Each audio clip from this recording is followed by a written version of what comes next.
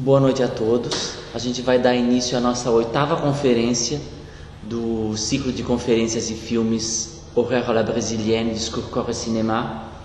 Hoje com a conferência da professora Maria Aparecida Conte, que veio da FAFIC, Faculdade de Filosofias e Ciências Humanas de Guaiatuba, que é doutoranda na Universidade Federal de Uberlândia, honrada com uma bolsa da FAPEMIG, Fundação de Amparo à Pesquisa de Minas Gerais, onde ela desenvolve a sua tese de doutorado sobre o programa, sobre a série televisiva Hoje é Dia de Maria.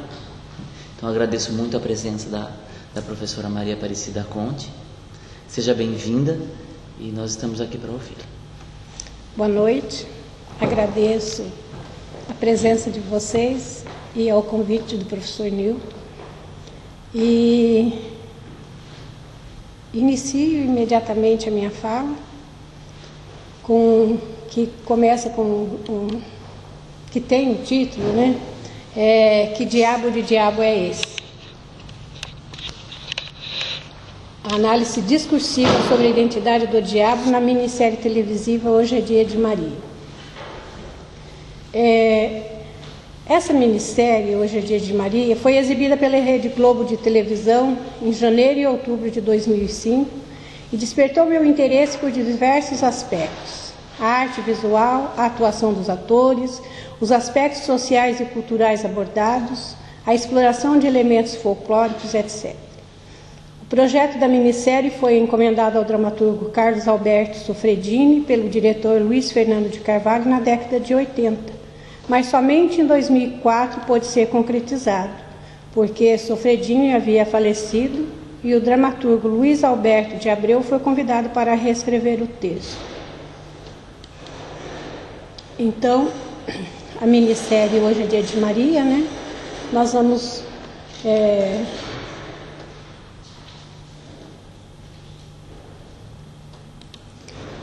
ver então como que foi a abertura para eu poder dar sequência no meu comentário sobre.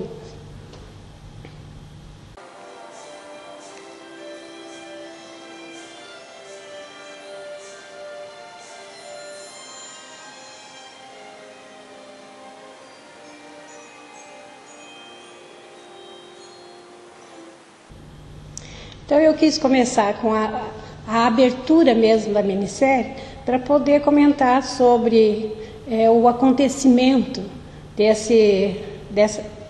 dessa produção, né? Que ela destaca elementos folclóricos da cultura popular brasileira e fez parte das comemorações de 40 anos da referida emissora. A maior parte das gravações aconteceu no domo reciclado do antigo palco do Rock in Rio e foi montado na terra, sem concreto.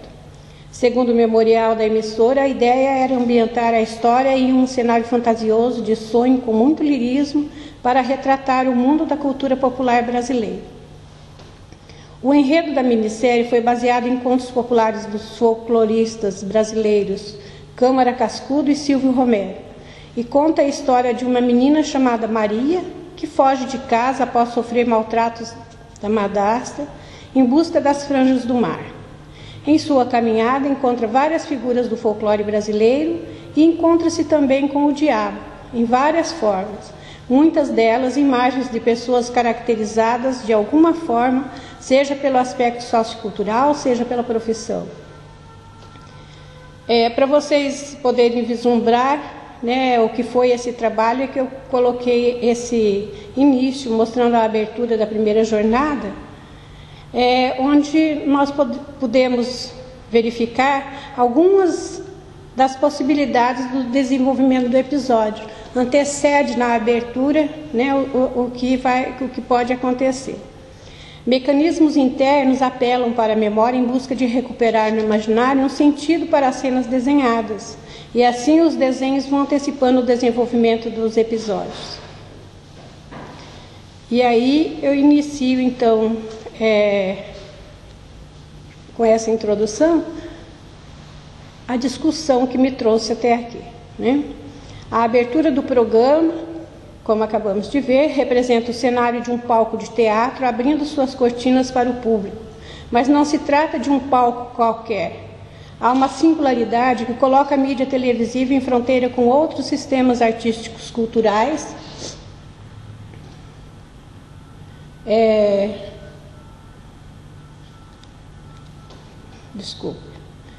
com outros sistemas artísticos culturais. Há também uma narradora que vai tecendo a história e alinhavando os fragmentos diversos das várias histórias que se entrelaçam.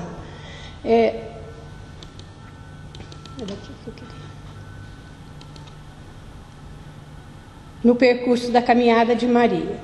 Seu tom é o de uma contadora de história da carochinha.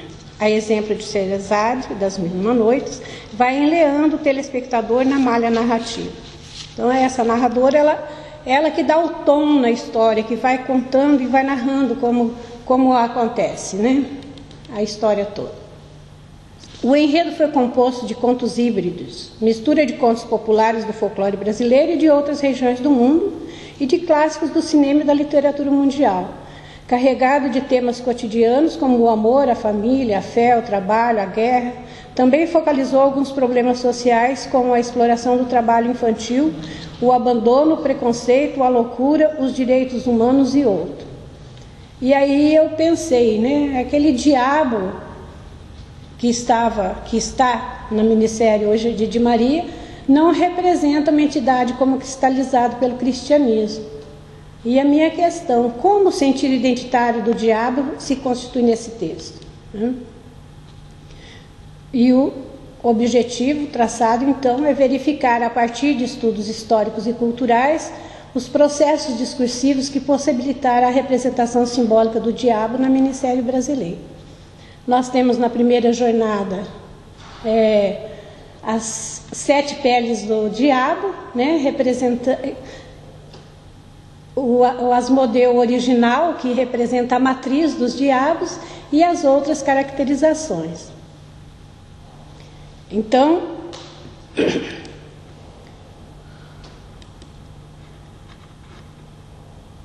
nós vamos ver já esse pequeno vídeo, que nós podemos pensar. Desde o princípio da apresentação da minissérie, eu levantei essa hipótese, né? Quem será esse diabo? E focalizei nele a minha atenção, embora não tivesse alguma resposta imediata para a minha questão, visto que os signos linguísticos e os visuais trazem uma historicidade que não é visível na materialidade sígnica. Como que o diabo aparece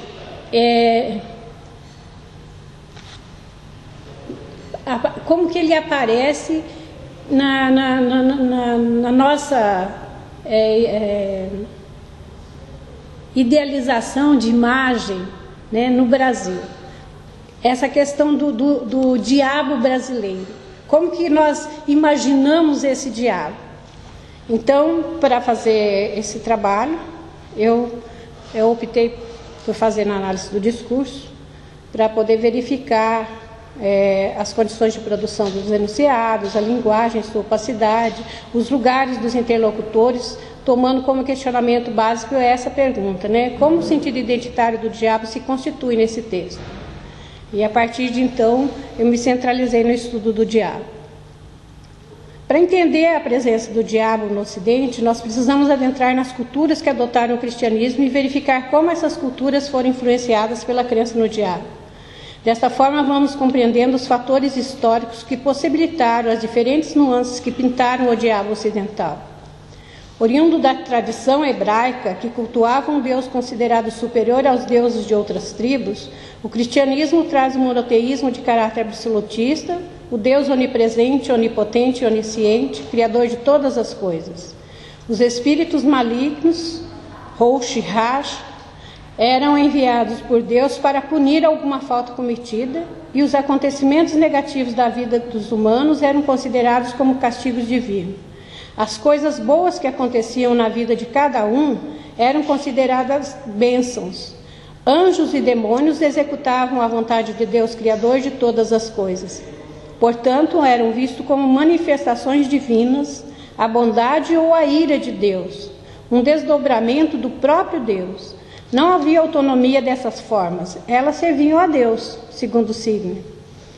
Na Babilônia, durante e após o cativeiro, os judeus conviveram com os persas e deles aprenderam a doutrina de Zoroastro, que fundamentava no princípio da dualidade do bem e do mal.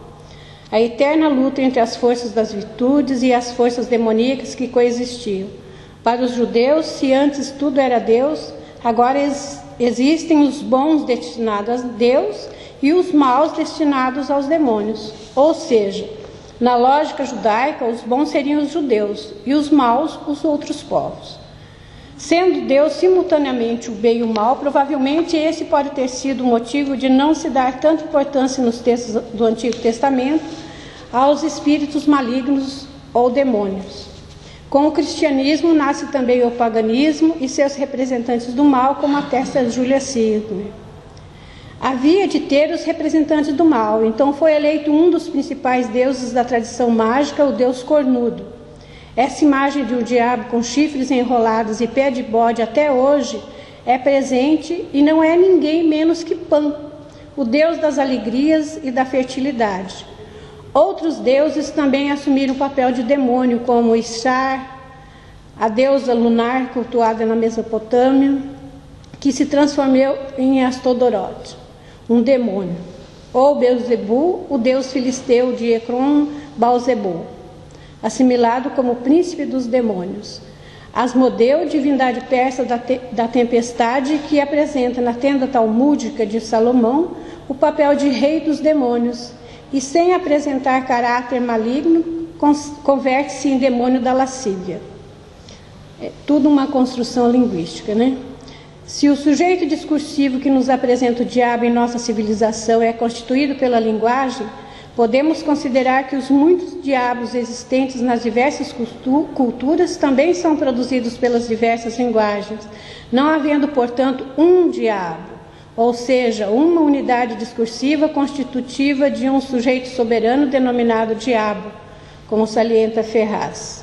Não existe um diabo, um Satanás, um Lúcifer. Cada época, cada povo, cada mentalidade constrói o diabo que merece, a sua imagem e semelhança. Concede a ele a máscara mais propícia para aquele momento. Cabe lembrar que o demônio é uma criação cristã. Os chamados espíritos maus na civilização judaica, grega e romana são entes vagos, múltiplos, contraditórios. Foi a Igreja Católica quem consagrou o ente do mal, tenebroso inimigo de Cristo, da Igreja, às vezes com rabo, cornos e cheirando a enxofre, metido sempre em luta cósmica contra o Filho de Deus e a tentar eternamente o homem. Esse espírito, ou seja, essa forma de pensar que no processo civilizatório da humanidade materializou linguisticamente a personalização e interiorização do diabo no corpo humano, demarcou a Idade Média e adentrou pela modernidade ocidental. Era preciso um culpado para a perversidade humana, e nada melhor que um diabo para ocupar esse lugar. Não podendo corresponder ao lugar de objeto de representação, na modernidade o diabo vai perdendo sua força representacional, e na pós-modernidade, com a diluição do sujeito moderno, as identidades fluidas não se deixam conter pelas margens das formações discursivas. Consequentemente, a produção simbólica dos signos que proporciona uma determinada visão da sociedade que nos rodeia, produz sentidos múltiplos na prática social. Isto não esquecendo jamais que são as construções linguísticas que constroem nossa visão do mundo. Jamais houve uma linha determinante de que as construções acerca dos saberes é que estão em contínua mudança. Traçado esse percurso, nós vamos ver o Asmodeu de Hoje é Dia de Maria, né? Peter Binsfield, demonologista, teólogo e padre jesuíta medieval que esteve envolvido nas caças às bruxas, comparou em 1589 cada um dos 7 pecados capitais com um demônio. Parece que a tradição católica seguiu a orientação de Binsfield. Também a minissérie, uma vez que representa os diferentes asmodeus de cada jornada pela simbologia do número 7, aos 7 pecados capitais, os sete demônios, né, que nós temos aqui na primeira jornada. o Asmodeu original e os demônios, os outros 6, né, com as caracterizações que foram feitas.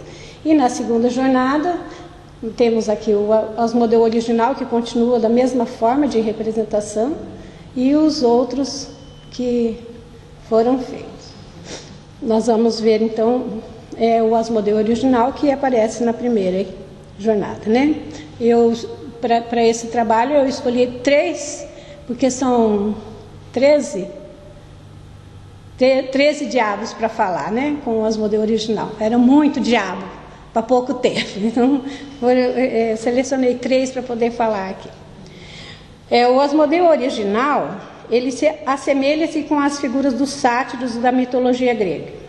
De acordo com as descrições que chegaram aos nossos dias, eles são representados meio homem, meio bode, chifrudos, com cascos fendidos, olhos oblíquos e orelhas pontudas.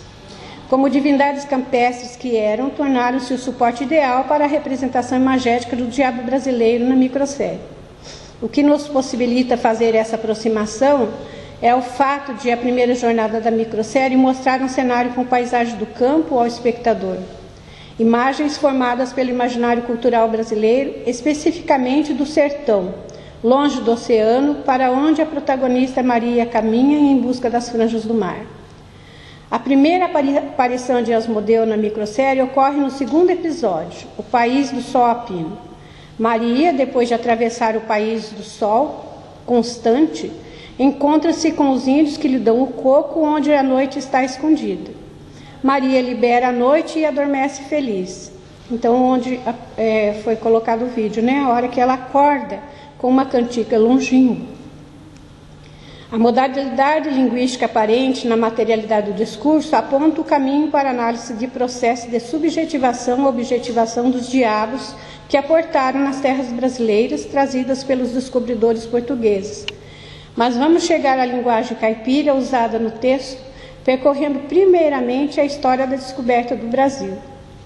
Logo de início, o escrivão Pero Vaz de Caminha antevê a entrada desses entes, os diabos em suas diversas representações, quando descreve os indígenas aqui encontrados para o rei de Portugal como selvagens, mas salváveis. A primeira visão dos descobridores reporta ao Éden. Eles associam a terra descoberta com o paraíso por causa da nudez dos indígenas. Essa visão foi passada aos europeus, que idealizaram as terras descobertas. Porém, essa visão foi logo se desvanecendo e, em seu lugar, foi aparecendo uma visão infernal por causa dos documentos que os viajantes escreviam sobre as impressões que tinham da terra descoberta. Então, inicialmente, na descoberta, o Brasil era o Éden, era o paraíso. E os índios que eles viram aqui, as pessoas que eles encontraram aqui, eram as pessoas tal como Deus criou, nuas, né, e inocentes. Mas a partir da própria história dos acontecimentos, nos viajantes que foram narrando as coisas que eles encontraram, a visão também foi se modificando. De Éden, o Brasil passou a ser um inferno, né? E que era função dos europeus, então, virem ao Brasil para poder catequizar esse povo que tinha um desconhecimento total de Deus, né?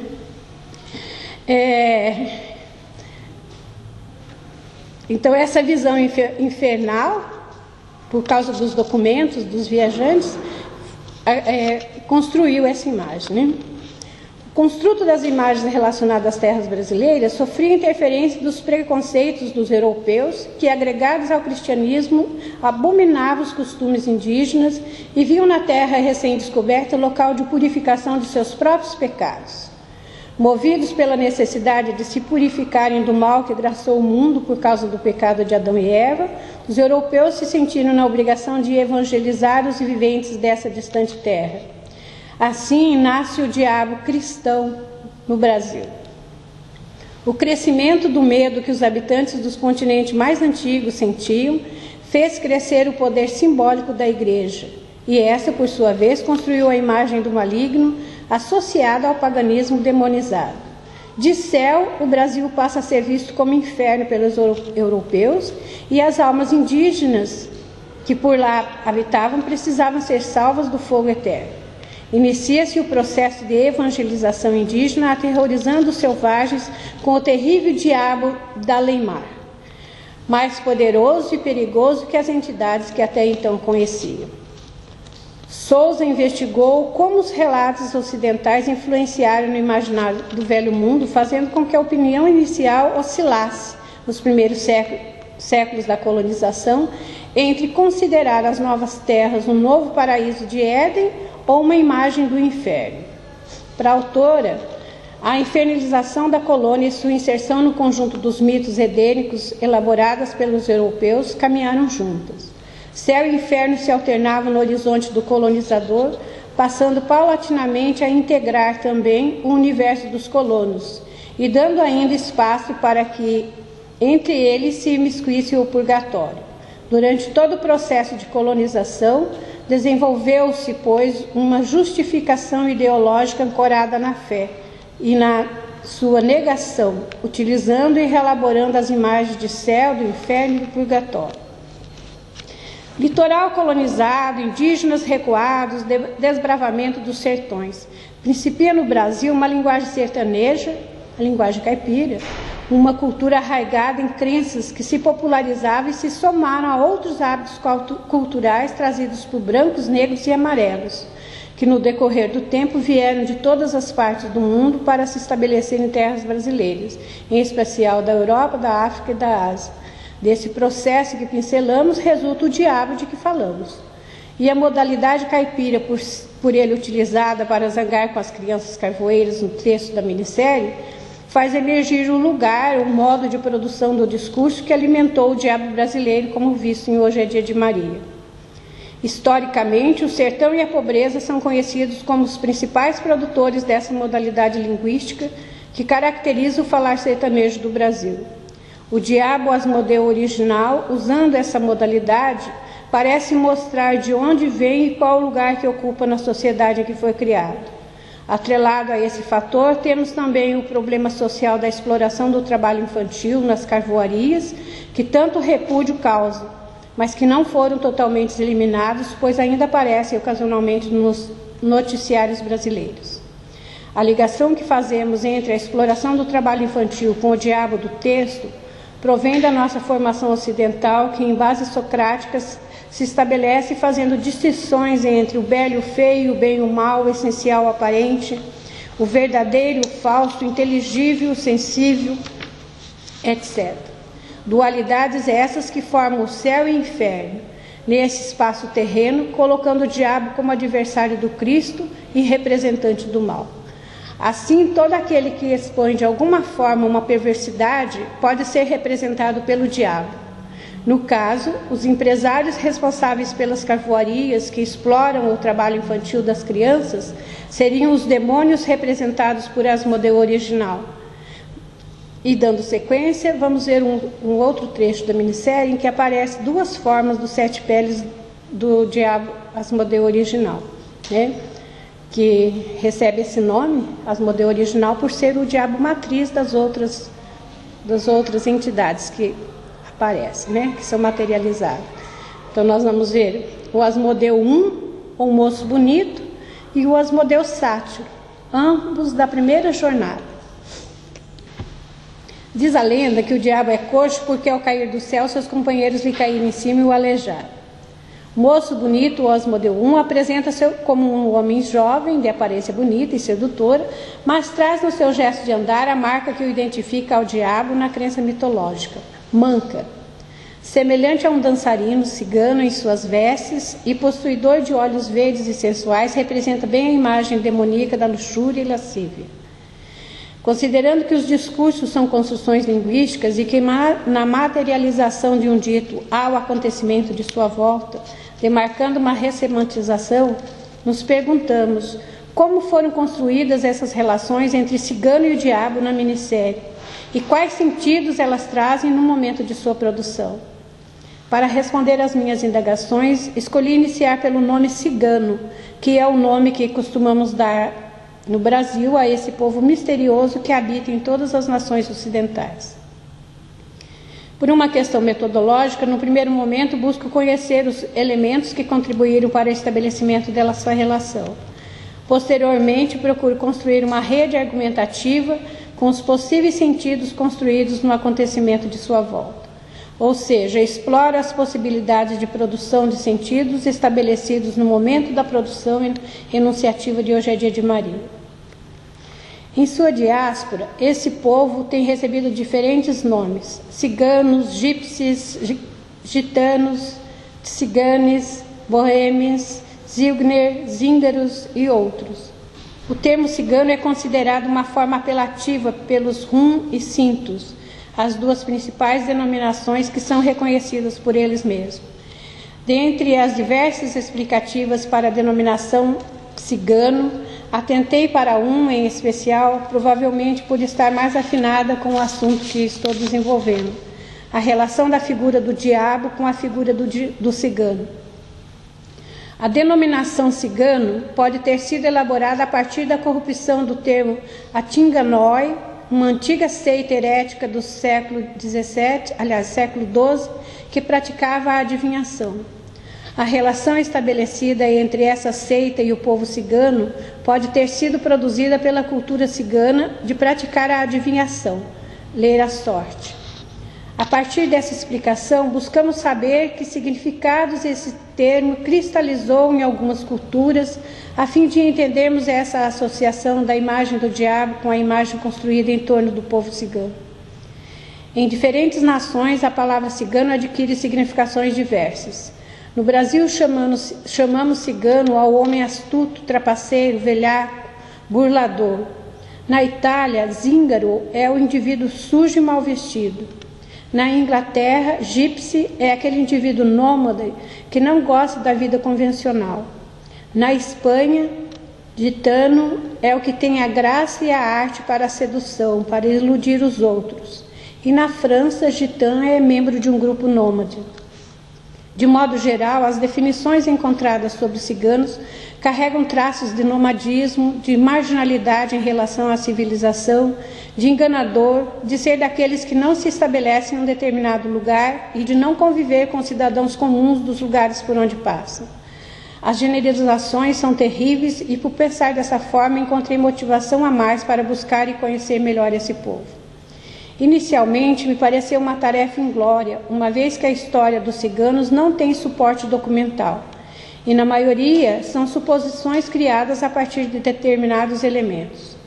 Os ciganos não escreveram sua história, não há registro documental, sempre passaram suas tradições oralmente. O pouco que deles sabemos deve-se ao registro que outros povos fizeram. É especialmente por meio dos arquivos oficiais das diversas nações que os ciganólogos podem estudar e tentar reconstruir uma história cigana. Ou seja, a partir dos contatos que os ciganos fizeram com outras sociedades, os estudiosos puderam elaborar suas pesquisas. Os trabalhos realizados nesse sentido expõem que os ciganos levaram incorporadas consigo as diferentes culturas dos diversos países por onde andaram, o que dificulta mais o estudo da diáspora desse povo. A historiadora Alvarenga da Silva relata que alguns estudiosos recorrem à Bíblia na tentativa de dar uma explicação para a origem do povo cigano. Uma das explicações encontradas na Bíblia está em Ezequiel, capítulo 30, versículo 23, que é associada ao nomadismo cigano e a crença em sua possibilidade de origem egípcia, por ser chamado de egípcio pelos ingleses. Na Bíblia está: dispersarei os egípcios entre as nações, eu os disseminarei em diversos países. Para Soria, os ciganos alimentaram essa ideia de ser originários do Egito por causa da necessidade que tinham de serem aceitos como peregrinos em qualquer parte do mundo. Mas ressalta que para eles nenhuma das denominações que receberam ao longo do tempo teve importância, pois jamais se identificaram com qualquer uma delas. Sempre se autodenominaram e foram reconhecidos dentro do endogrupo pelos nomes de seus próprios grupos, clãs e linhagens. Outra passagem bíblica que oportuniza associar algumas características dos ciganos com a descendência de Caim, diz: Sela de teu lado deu à luz Tubal-Caim, o pai de todos aqueles que trabalham o cobre e ferro. Lá em Gênesis. Tais palavras possibilitaram uma ligação com os ciganos por serem eles conhecidos como exímios ferreiros. Outros estudos, como o de Mircea Eliade, por exemplo, contribuem para fortalecer tal ideia. O autor de Ferreiros e Alquimistas estuda as relações do homem arcaico com as substâncias minerais, especialmente com os ritos mitológicos do metalúrgico, do ferro e do ferreiro, e explica: parece existir em diferentes níveis culturais, índice de grande antiguidade, um laço íntimo entre a arte do ferreiro e as ciências ocultas, xamanismo, magia, cura, etc., e a arte da canção, da dança e da poesia. Estas técnicas solidárias parecem, além de transmitir-se em uma atmosfera impregnada de sacralidade e mistério, e comportam iniciações rituais específicos, segredos de profissão. O entrelaçamento dessas informações parece abrir brecha para uma possível associação do diabo, moço bonito, de Eugênia de Maria, com um dançarino cigano. Como mostra Eliade, as características ligadas ao metalúrgico e ao ferreiro, como as ciências ocultas, a arte, e neste caso especialmente a música e a dança, fortalece a construção desse elo entre os dois devido às atividades comuns que caracterizam um e outro. Sobre as vestimentas características dos ciganos, em momentos festivos, encontramos um registro de um acontecimento em solo brasileiro que pode servir para exemplificar a associação feita entre o diabo e o cigano. O texto descreve uma apresentação de dança e também das vestes ciganas usadas para dançar.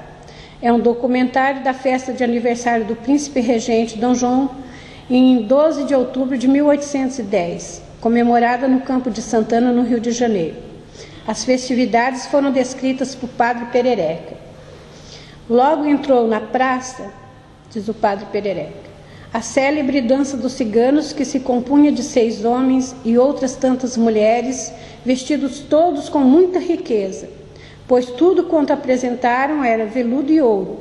Precedia-os uma banda instrumental, e sobre um estrado fronteiro as reais pessoas executaram com muito garbo e perfeição várias danças espanholas que merecem universal aceitação. Essas foram as únicas danças que essa primeira tarde tiveram a honra de aparecer diante de suas majestades, as altezas reais. Outro elemento que pode corroborar com a imagem do diabo, moço bonito, com o relacionado ao cigano, pode ser encontrado na história da Cigana Preciosa, da novela de Miguel de Cervantes, La Gitanilla, de 1613. O texto mostra a cigana acompanhada por pandeiro, cantando e dançando, seduzindo os homens com gestos sensuais. Enquanto dança, Preciosa pergunta: sorte? Assim atira moedas de ouro dos pobres.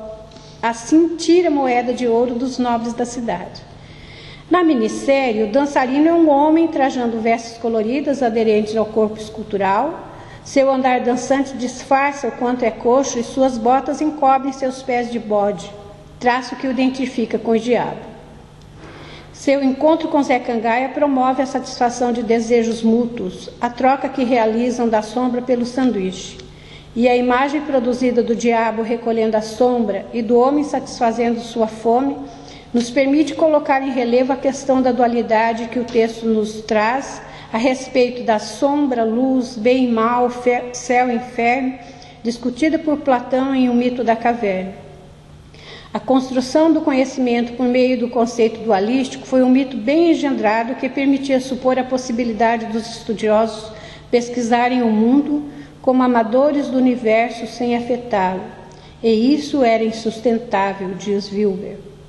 A visão dualista que operou, ou ainda opera em algumas circunstâncias, separando sujeito e objeto, ou seja, colocando o sujeito pensador e o objeto pensado em campos opostos, perdurou por muito tempo, até a superação de que o modo dualístico para explicar o que se tornou conhecido não era condizente, pois o pesquisador usa símbolos para representar o real e os símbolos criados para essa finalidade não dão conta de explicar a realidade, acabando muitas vezes por distorcê-las. Se em dados momentos o diabo é figura terrível e temida nos afrescos das igrejas e nas telas dos pintores renascentistas, em outros momentos ele é submetido a ironias e aproximado à mentalidade dos burgueses na era romântica, tornando-se reflexo de uma sociedade contrária às ideologias da Idade Média e do antigo regime. E por último, no século XX, o diabo é encontrado nas telas dos cinemas, nos jogos de videogame, na publicidade, nas letras das músicas de heavy metal, na internet e nas histórias em quadrinhos, evidenciando o desapego ideológico de sua figura e sua banalização enquanto mercadoria para a sociedade de consumo. E nesse sentido, pensamos que ligar o diabo à figura de um cigano, por menos tendencioso que possa parecer, pode ser um indicativo da problemática que o mundo pós-moderno tem sobre a questão identitária. As certezas, juntamente com as verdades definitivas, ficaram à deriva, perderam as âncoras que as firmavam no porto da representação. A essência que uniu os nomes às coisas evaporou-se e a identidade, como um saber que agora a coloca como instituída na construção imaginária da linguagem, pode se firmar na diferença. Ou pode-se aventar que não há identidade, mas desterritorialização, quando enveredamos pela noção de dever. O nomadismo cigano permitiu que fossem portáteis as fronteiras de seu território, como explica Teixeira. Essa liberdade desde sempre incomodou. Odiado e invejado, o cigano, como o diabo, não se acomoda em uma descrição fechada. É sempre uma e outra coisa, ou seja, da mesma forma que o diabo é tomado como sombra de Deus, também o cigano pode ser tomado como a sombra do homem assujeitado nas convenções que lhe são impostas. A humanização do diabo nas figuras expostas em Hoje é Dia de Maria vão assim afeiçoando o inimigo de Deus naquele que foi criado à sua imagem e semelhança. Deste modo, chegamos ao diabo sátiro. O Asmodeu sátiro. A palavra sátiro é definida nos glossários de mitologia grega como o nome dado a certos semideuses dos bosques.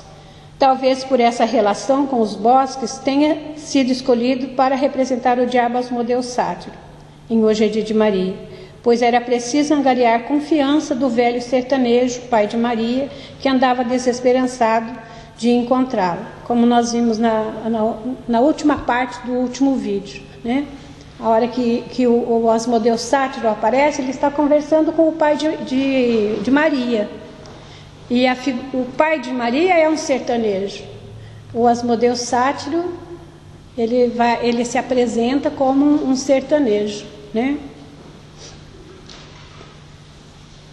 Vestido à moda caipira, o Asmodeu sátiro aproxima-se do pai de Maria e, aproveitando-se de sua tristeza, oferece-lhe companhia para, num descuido deste, tomar-lhe a sombra. Sua imagem, a exemplo do sertanejo, foi construída a partir da memória discursiva traçada por romancistas e intelectuais brasileiros. Os traços que permitem fazer tal ligação são caracterizados pelas vestes, modos de agir, conversar e andar. Buscamos na história fatores que propiciam tais ligações. Marcada pela expressão dualista litoral versus sertão, a identidade dos tipos humanos nas áreas rurais do Brasil parece ter se fortalecido mais fortemente na imagem do personagem Jeca Tatu, personagem do conto Urupês, de Monteiro Lobato. Embora muito antes dele outros escritores, viajantes ou cronistas tivessem escrito sobre o isolamento, a ignorância e a ociosidade, pontos comuns com Jeca caipira, estigmatizado por Monteiro Lobato, que desenhou apenas o caipira caboclo, tornado paradigma e protótipo de todos os caipiras brasileiros. A imagem do caipira foi fortalecida pelo cinema.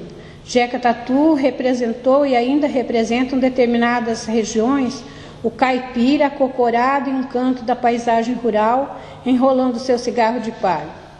Nessa aproximação de imagem, vemos em Hoje é Dia de Maria a criação do Asmodeu sátiro, cuidando de seu chapéu para manter incógnita sua identidade diabólica, já que, nesse caso, são os chifres que denunciam sua identidade. Guimarães Rosa já dizia: sertão é dentro da gente, e o diabo, transvestido de sertanejo, traz a memória da solidão que pode ser a vida do sertanejo, e junto dela o dilema da incompletude do sujeito. O diabo sátiro aparece assim como o outro na constituição do sujeito sertanejo. É o que se coloca como igual para subtrair vantagens. Na hermenêutica do sujeito, Foucault nos ensina que o outro é um modelo de comportamento com quem sempre estamos aprendendo. Assimilamos o outro de tal forma que nos preenchemos com ele. Dessa forma, o diabo, como os heróis e ídolos, são assimilados por nossa vida. É nossa a história deles, uma vez que nos constituímos historicamente.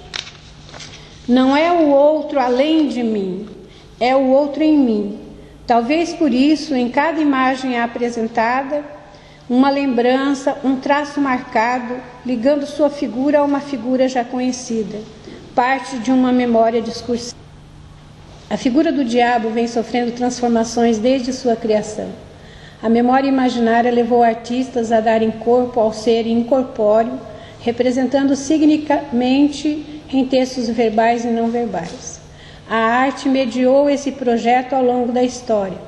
Assim, encontramos desde o século XII, em que foi sistematizado e unificado pelos teólogos, o diabo cristão, que marcou toda a época moderna. Teve seu auge com os artistas renascentistas no século XIV a XVI, foi enfrentado pelo iluminismo e racionalismo do século XVII e XVIII, transformado pelos românticos nos séculos XVIII a XIX e metamorfoseado em mercadorias no século XX. A imagem do diabo em Hoje de Maria poderia ser tomada no último sentido, visto que a televisão trabalha e promove o que lhe é rentável. No entanto, devido à arte de sua produção, meu olhar recai sobre esse trabalho televisivo como o de alguém que se sentiu sensibilizado. Nesse sentido, para mim, os diabos são figuras que nos levam a refletir sobre as ações humanas e no outro que nos constitui. Melhor dizendo, nos outros, nas diferentes alteridades que se assomam em nós, como indivíduos que somos e que emergem na materialidade discursiva por nós produzidas, dependendo da posição sujeito que assumimos, já que não somos um. Nesse sentido, os diabos de Hoje é Dia de Maria parecem refletir as inúmeras possibilidades de posições sujeitos que o homem pode assumir. O sujeito discursivo do texto nos mostra, nas imagens apresentadas do diabo, que não existe uma posição sujeito a priori. Tal posição se produz no momento exato da constituição dos efeitos de sentido. É a ressemantização do já dito que estabelece a posição sujeito.